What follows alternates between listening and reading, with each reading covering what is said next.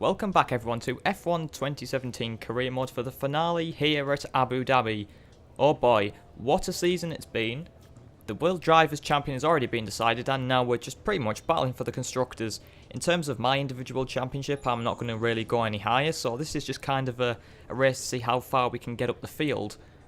Just out of fun really, don't really need to care about upgrades, the engine wear, anything like that, because it's all going to be a reset for Season 2, but I've finally purchased the second aerodynamic department efficiency and also this HPP factory efficiency, the second upgrade for that as well. So essentially, going into Season 2, we will have like 20% off like the normal resource points for the aero and the powertrain kind of areas. The powertrain's actually the cheapest area, in fact, to upgrade, but unfortunately, Hamilton is world champion and Raikkonen was only off by 2 points, which was kind of sad because I really wanted Ferrari to actually win the constructors and Kimi to win the drivers, but obviously luck has not been with Ferrari. In fact, it's pretty much the middle of the season where Mercedes pretty much took it. But in terms of constructors, we can only really go down from here.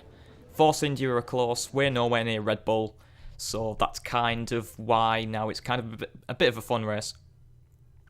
But going on to the grid, Vettel's in pole. I'm in P2 just because people have penalties. A lot of the field have penalties. I think it's like the last 3 to 4 races, everyone will just get a chunk of penalties. So taking penalties earlier in the season means you're starting at the back, but then later on during the season you get into positions like the front row, for example, and you could be on for a podium at least. But going into the strategy, I was thinking of trying to do a double ultra soft stint, and yeah, it wouldn't really work from my point of view. It'd be really slow. We don't have the pace, it seems, on the ultras in this season, but apart from qualifying, that is. So we're going to go on to an ultra soft set of tyres, followed by 2 super soft stints to the end then. So there's no rain, dry throughout the whole race. We'll see if we can get a good start going in down into turn 1 anyways. But the start sequence for the final race here of Season 1, it's 5 red lights. Let's see what we can do if the starts lights out. Away we go.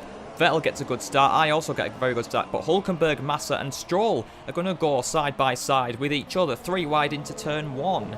Now we'll just follow this battle very closely because I'm just trying to catch up to Raikkonen at this point. This is actually a much better battle to watch, and Massa just tries to go up the inside of Hulkenberg there, and in fact I think he got past his teammate Stroll. But going down into this corner, Hulkenberg's going to have to defend, and he just kind of nips Massa to the apex, but then Massa gets side by side with him, and going into this hairpin here, we'll see who comes out on top, and that's Hulkenberg. Hulkenberg for now is ahead, but of course the Mercedes engine in the back of that Williams will allow them to get super good straight line speed down here against the Renault anyways. I'm falling back from Vettel at this point, but Massa and Hulkenberg side by side, and perhaps Stroll is going to be involved in this, and yes he is. He's going to go 3 wide with them.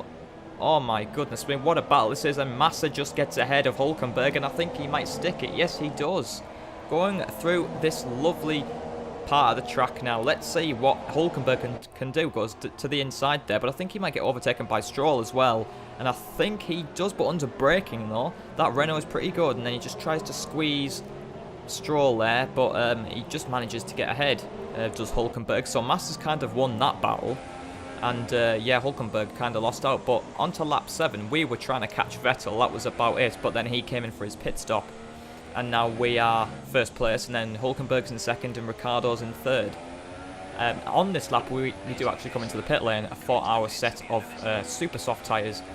So kind of the start of the race from P2 was just me in the middle of the track, faster than Hulkenberg but slower than Vettel. So this is what I'm saying by earlier in the season I said that was like best of the rest in some ways, but I can clearly see now why there's a drastic pace difference from me and the Ferrari and like the other midfield teams. But super soft tyres are on the car team, very good, and we get the release pretty much spot on, so I couldn't ask for better really.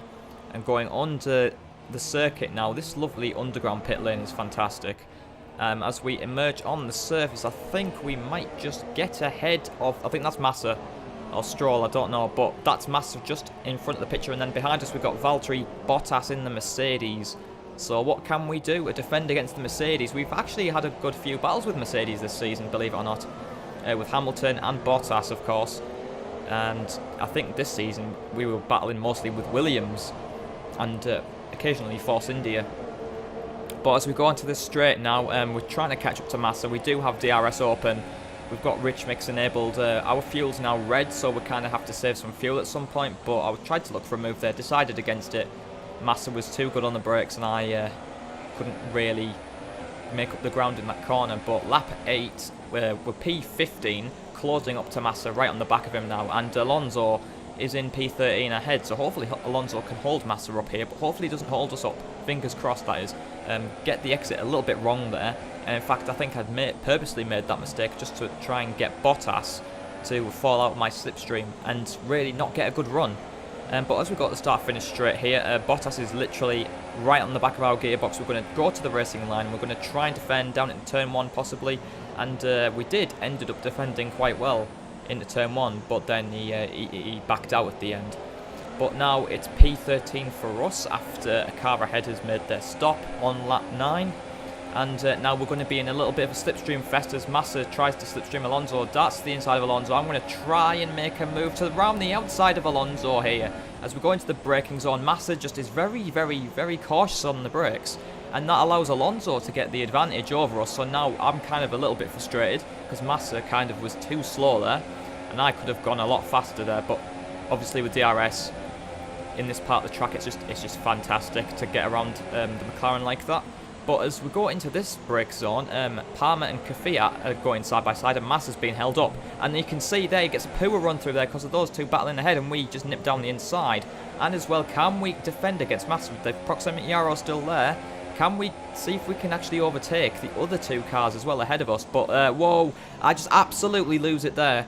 I absolutely lost it because I was trying to get to the inside of Kvyat so I didn't crash at all. And then that was very lucky to avoid what would be a potential terminal damage to our car, or a front wing off at the very least, but luckily no damage.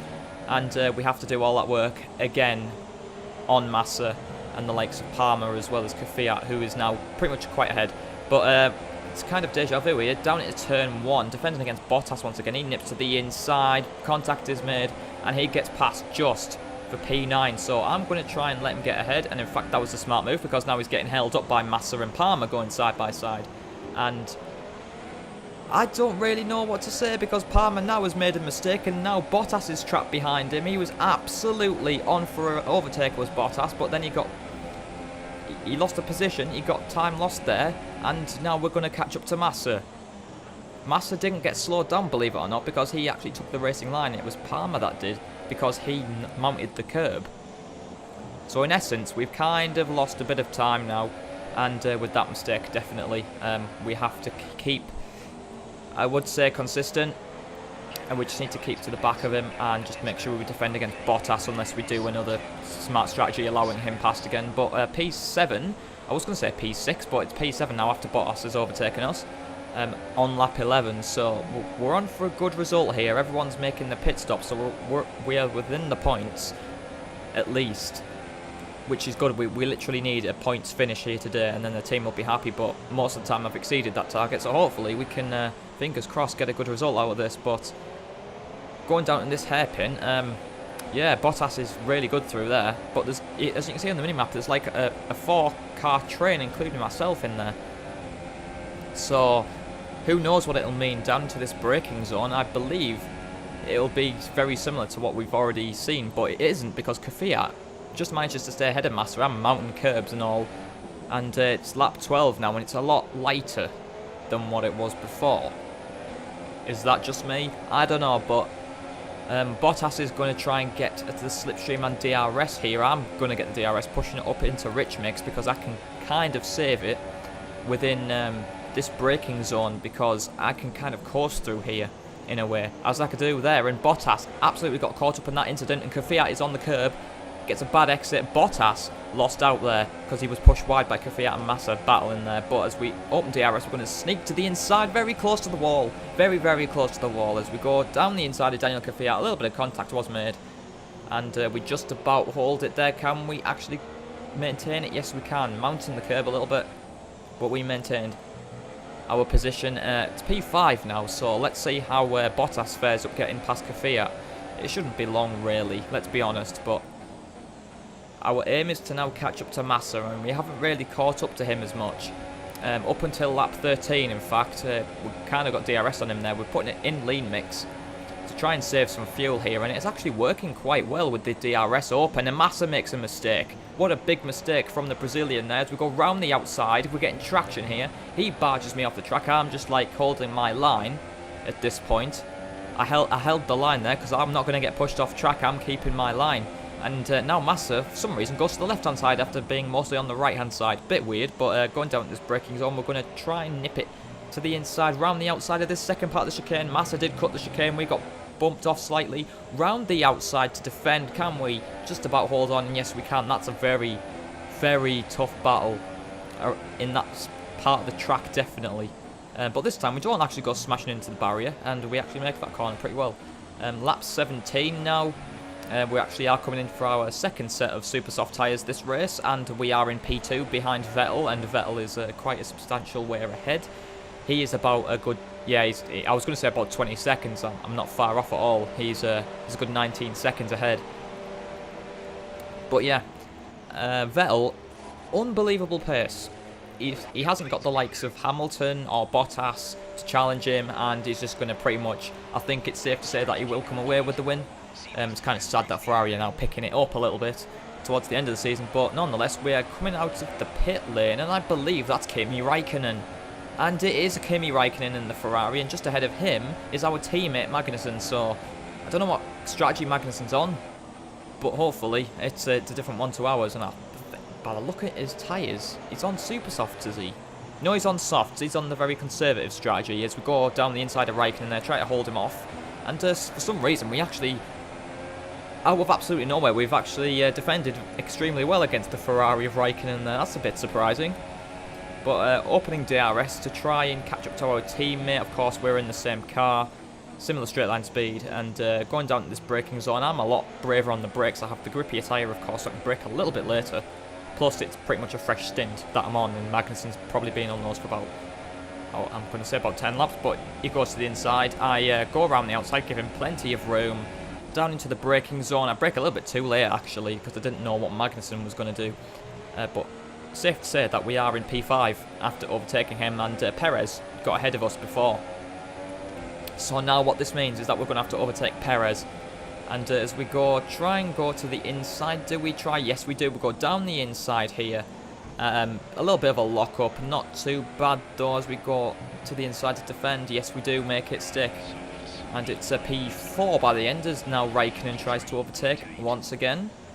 Hold him round the outside like you do, and go to the inside. We're going to mount the curb, and that's going to lose us a lot of time. We've lost that position. It's as simple as that. Our position is lost from there. But for some reason, we're still not giving up. We're going to try to nip to the inside. Very aggressive move to the inside. And I don't think we'll see the Ferrari of Kimi Raikkonen anymore, because he seems to be pretty good on the pace. So we might as well just defend against Bottas, who is quite a substantial way back. But then on lap 28, the final lap, he's pretty much caught up to the back of us. We've got spare fuel to burn here. And I think Bottas is going to nip to the inside here. What can we do on the brake zone? We're going to nip to the inside ourselves to get off the racing line. And just nip it down the inside. Tried to hold him there. Sebastian Vettel has won the race, but we're more concentrated in this battle between me and Bottas. Bottas did lunge me off the track there, but now I'm trying to get the slipstream, and Bottas is just going to try and drive into the wall to stop me getting his slipstream. Nonetheless, we're going to try to look to the inside here, hopefully to end this battle. A little bit of contact, holding it round the outside to the inside, a very tight line to that apex, and just about holding it there. Wow, what an absolute battle that was. Ahead of us is a lapped car, so Verstappen wasn't actually too far ahead of that lapped car of Van Dorn. So it's kind of disappointing we didn't have the pace. We kind of did have the pace over Verstappen towards the end of the race. The gap was closing significantly. A couple more laps in it, we probably would have done it, but what can I say? This has been a great season, and to finish it off with a P5 is fantastic. So coming across the line, P5 for us, P6 for Bottas. Wow, that was insane. The podium, Raikkonen, Vettel was first and Raikkonen P2, so 1-2 for Ferrari, and then Ricciardo makes up that third spot there. No Mercedes in sight. This is what I'm saying about Ferrari picking it up towards the back end of the season when pretty much all is lost in terms of the drivers. This is what I'm saying. I hope Ferrari come back strong in Season 2, though. I have a feeling they will. Fingers crossed, that is, that they keep the upgrades up and stay ahead of Mercedes on raw pace. We're now... Well, I would say we're now quite substantially in P4 in the constructors, but Kevin Magnussen unfortunately didn't get any points this race. Kvyat was just shy of the points, surprising. But yeah, that was the Abu Dhabi Grand Prix. There was no retirees of that race, surprisingly. It seems in Mexico as well, or was it the last one? Was it Brazil? I think it was Brazil. We'd never had any retirements. That's a bit weird. We're P7 in the drivers, and we finish in P4 in the constructors as we kind of outscored Force India. But resource points bonus, we've got an additional just short of 2,000 resource points. So that's going to help us for Season 2 rivalry update. We are just getting some more points on Palmer. Our rep's gone up for all the other teams. But very shortly, we're actually going to get some contractor news from Emma. Let's see what contracts we've got. Hey, quick question. How are you here? Are you happy? I mean, obviously, I hope so, but you do have some other options if you're up for a new challenge. Let me just grab the door. I had a call from another team a few weeks ago, and, well, things have moved on since then. These are the offers I've managed to put together for you. You don't have to do anything with them, but let me know what you think. Well, contracts, let's say, or wait. The only one time where pretty much I get contract offers for all the teams that pretty much were in with the most interested teams section. Some people can get contract offers from like other teams that are not interested, like likes of Ferrari and all that. But we've got our stays first driver for Haas. We could move to Toro Rosso, McLaren. Yeah, that's not going to happen, or Sauber. It's kind of an easy decision in my head that I'm going to stay with Haas. No doubt about it. I was going to try and stick to the end of Season 2 with them, depending on offers, but you know, we're going to stay as first driver for Haas F1 team. So that's another season with the team. Hopefully we can go all the way. Well, I say all the way. Some substantial way. And perhaps maybe challenge Red Bull next season, depending. But, of course, we've got the wind tunnel efficiencies. I don't know what to do, but I purchased the rear downforce upgrade, and I think about purchasing the drag upgrade. But in my head, I was kind of in two ways about it. Should I go for a chassis upgrade, or should I go for an engine upgrade? The engine upgrade will wait. I know for a fact it will. But in the likes of the chassis department here, I kind of want to get that major upgrade with the fuel tank positioning, which is the first pretty much ultimate upgrade you can get, and the quickest way to get the ultimate upgrades in the game, from that tree at least. But I'm going to do the weight redistribution on the chassis, and yeah, we're going to have those, hopefully, fingers crossed none of them fail, for next race, which is at the Australian Grand Prix for Season 2. And wow, yes, we do have both upgrades. We've got the rear downforce and we've got the rear float under tray weight redistribution thing. So technically, we're actually in a much better position, but we're expected to finish in 12th place or higher in the drivers' standings. Not too sure what the constructors' target is. Probably the same, P4, probably P5 or something, maybe P6 if the team had been realistic about it, in terms of their goal setting. But we can probably achieve the same position in the drivers' 7th, or maybe even go higher in the likes of the top 5. That's the dream. Kind of what I want to do with this is focus on performance and not focus too much on reliability, because that's kind of a little bit out the window. The gearbox is fine. The engine, though, is a different story, as well as the turbocharger. We'll have to take penalties. I really just want to focus on the solid performance of this, because I focus a lot on the likes of durability in Season 1. And look where we've got now, not very far. But The aim is to try and get as much downforce on before Monaco as possible, and then from there perhaps get that ultimate upgrade for the chassis, and then middle of the season maybe concentrate on the powertrain, so we're kind of putting all our resources into every area. But that's going to be it from me. That's our season. Season 1 definitely was a bit of a big surprise in terms of the mid-season, but if you enjoyed, leave a like, subscribe for more F1 2017 career mode, and I shall see you all next time for Season 2 with the Australian Grand Prix. That's it from me, and I shall see you all next time.